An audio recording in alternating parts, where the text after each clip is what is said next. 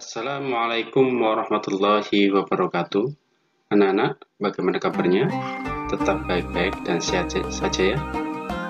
Mudah-mudahan anak-anak tidak bosan dan tidak putus asa untuk selalu ikut belajar. Yang kali ini Bapak Ahmad Marzuki akan mengajarkan sejarah kebudayaan Islam dengan materi Sunan Giri. Adapun kompetensi dasarnya yaitu menganalisis biografi Sunan Giri dan perannya dalam pengembangan Islam di Indonesia. Dengan tujuan pembelajaran, setelah pembelajaran ini, anak-anak saya harapkan sudah dapat 1. Menghayati nilai-nilai perjuangan Sunan Giri, 2. Meneladani kepribadian Sunan Giri, 3. Mengetahui sejarah perjuangan Sunan Giri, 4. Menceritakan sejarah perjuangan Sunan Giri. Berikut ini adalah biografi dari Sunan Giri. Yang pertama, Sunan Giri mempunyai nama asli Muhammad Ainul Yakin dan nama kecilnya yaitu Raden Paku. Beliau juga disebut sebagai Joko Samudro. Kenapa? Karena pernah dibuang di laut. Yang kedua, bayi Sunan Giri ketika dibuang di laut ini dianggap oleh kakeknya sebagai pembawa malapetaka, membawa wabah yang dibuang ke laut. Ditemukan oleh anak buah dari Nyi Ageng Pinanti.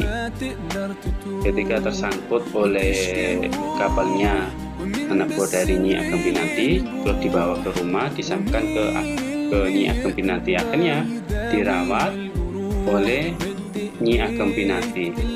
Setelah Raden Paku atau Sunan Giri atau Joko Samudro ini agak besar, ketika itu mungkin ya usia SD ya, dititipkan atau dipondokkan di pesantren Ampel Denta, yaitu pondoknya milik siapa?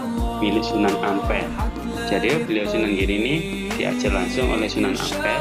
Dia termasuk murid atau santri yang sangat cerdas, yang sangat pandai. Akhirnya setelah lulus dari Ampel Denta, beliau ingin belajar di Timur Tengah sana ke Mekah. Sebelum sampai Mekah, di perjalanan dia mampir ke Aceh menemui Syekh Maulana Ishaq. Syekh Maulana Ishaq ini adalah ayahnya sendiri. Akhirnya dari saran dari Syekh Maulana Ishaq, Sunan Giri disuruh belajar dulu di sana, belajar sama ayahnya, yaitu belajar tentang agama Islam yang lebih dalam lagi. Setelah selesai belajar dengan Syekh Maulana Ishaq, Sunan Giri kembali lagi ke Surabaya, ke Jawa. Setelah itu beliau berdagang sambil berdakwah menyebarkan agama Islam, ya, melalui metode dagang yang baik, yang jujur, yang sopan. Banyak orang tertarik dan menyebarkan agama Islam ini. Terus yang keenam, Sunan Giri mendirikan pesantren namanya Giri Kedaton. Ini pendirian pesantren Giri Kedaton ini bermula dari munajatnya selama 40 hari hingga teringat pesan ayahnya ketika bertemu di Aceh itu ya. Akhirnya Sunan Giri mencari tempat yang jenis tanahnya yang sama dengan tanah yang diberikan oleh ayahnya.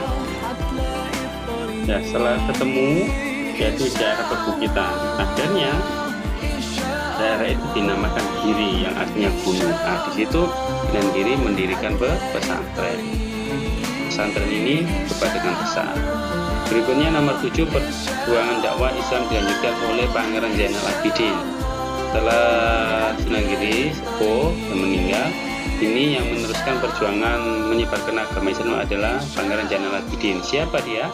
Dia adalah putra dari Sunan Giri itu sendiri yang bergelar Sunan Giri II. Terus dilanjutkan oleh cucunya Sunan Giri menyebarkan Islam sampai keluar Jawa, sampai ke Lombok sana. Berikut ini peran Sunan Giri dalam penyebaran Islam di Indonesia. Yang pertama, beliau berperan sebagai pemimpin agama, juga sebagai pemimpin wilayah atau kepala wilayah, mungkin sebagai bupati gitu ya. Yang kedua, mengambil alih fungsi dukuh menjadi pesantren. Ini tempat belajarnya orang Hindu dijadikan pesantren. Yang ketiga, mengembangkan sistem pendidikan terbuka bagi masyarakat umum. Jadi tidak hanya untuk santri saja, tapi juga untuk masyarakat. Yang keempat, memanfaatkan seni pertunjukan sebagai media dakwah. Sunan Giri sebagai pemimpin agama dan pemimpin wilayah. Berikut adalah bukti bahwa Sunan Giri adalah pemimpin agama juga pemimpin wilayah. Satu, adanya Bangsal Sri Menganti Puri Kedanton di situs Giri Kedaton. Ini ya bukti bahwa beliau tidak hanya sebagai pemimpin agama, tapi juga pemimpin wilayah atau sebagai bupati, gitu ya. Yang kedua, mempunyai gelar Prabu Satmata dan Sunan Giri. Ini gelar untuk pemimpin wilayah. Yang ketiga, karena kedudukan ini memudahkan Sunan Giri dalam menyebarkan agama Islam. Kenapa Sunan Giri mau menjadi pemimpin wilayah? Agar penyampaian agama Islam lebih mudah untuk masyarakat mengikuti, karena sebagai seorang pemimpin juga. Yang keempat, membuat pemerintahan Jawa, kalender Jawa, pembukaan jalan-jalan. Ya, ini adalah yang dilakukan oleh Sunan Giri sebagai pemimpin agama juga pemimpin wilayah.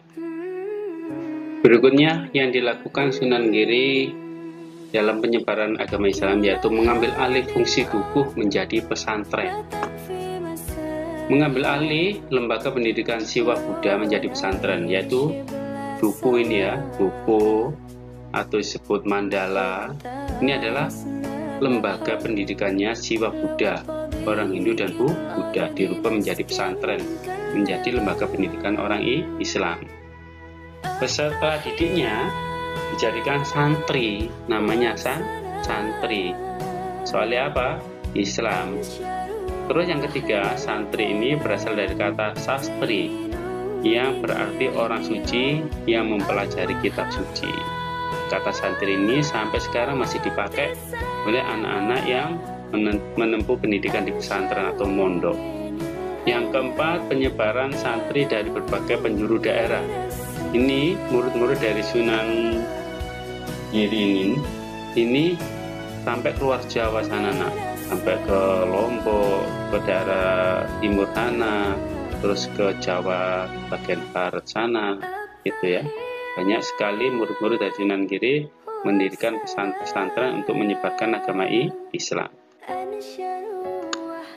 Mengembangkan sistem pendidikan terbuka bagi masyarakat. Ini juga dilakukan oleh Sunan Giri untuk lebih cepatnya agama Islam itu tersebar. Apa saja yang dilakukan dalam pendidikan terbuka ini? Satu, Sunan Giri tidak hanya mendidik santri tapi juga masyarakat yang ada di sekitar itu. Ya. Melalui apa? Melalui seni permainan. Jadi tidak hanya yang mondok di situ, tapi masyarakat juga ikut menikmati pendidikan itu. Sedikit demi sedikit pelajaran dari Sunan Giri bisa masuk di masyarakat. Yang kedua, menciptakan bermacam-macam permainan anak-anak seperti jalungan, jamuran, gendit-gendit. Itu adalah permainan-permainan yang diciptakan oleh Sunan Giri untuk apa? Menarik perhatian masyarakat agar ikut bermain. Di situ akhirnya masuk ajaran-ajaran Islam. Yang ketiga, menciptakan tembang-tembang permainan anak-anak seperti padang wulan, jor, gula kanti, jublak-jublak suwon. Ini juga isinya tentang apa? Nilai-nilai Islam. Akhirnya dari permainan dan seni itu masyarakat terdidik ajaran agama Islam secara tidak langsung.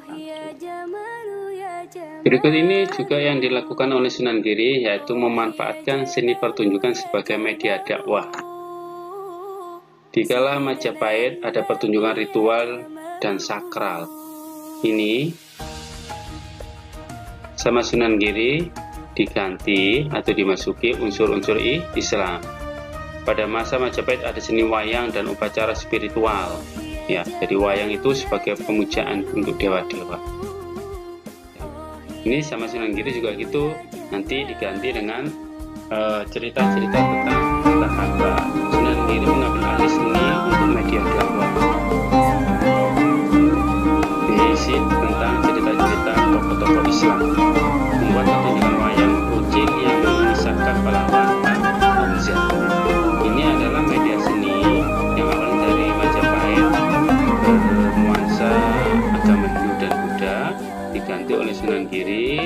dimasuki nuansa-nuansa dan ajaran-ajaran Islam dan tokoh-tokoh Islam, sehingga orang-orang zaman itu mengerti, memahami, lama-lama masuk Islam karena adanya tokoh-tokoh Islam yang diceritakan dalam wayang kecil dan lain sebagainya.